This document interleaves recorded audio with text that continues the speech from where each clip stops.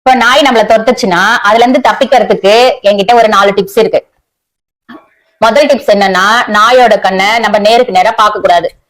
ஏன்னா நாய்க்கு வந்து வேட்டை குணம் அதிகம். அப்படி நேரா பார்க்கும்போது நம்ம அதை வேட்டைக்கு தான் கூப்பிடுறோம் அப்படின்னு நினைச்சிட்டு அது நம்மள நோக்கி வரும். நாய் பார்த்து நம்ம பயந்து வரக்கூடாது.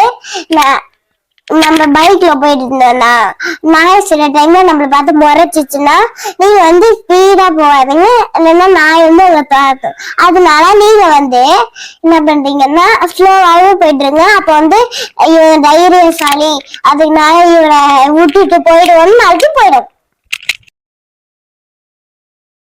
விட்டு இருந்தோம்னா அந்த வண்டியோட சக்கரத்துல நம்ம தெருவில் இருக்கிற நாய்கள் என்ன பண்ணும்னா சிறுநீர் போயிடும்.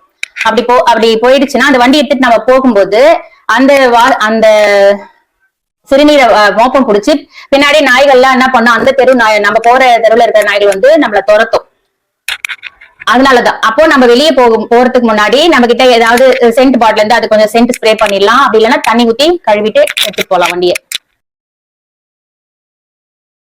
நாய் பார்த்து நம்ம முறைச்சிச்சுன்னா நாயை பார்த்து நம்ம ஹோய் அப்படின்னு சத்தமா சொன்னீங்கன்னா அது நம்ம ஓனாலும் நினைச்சுக்கோ.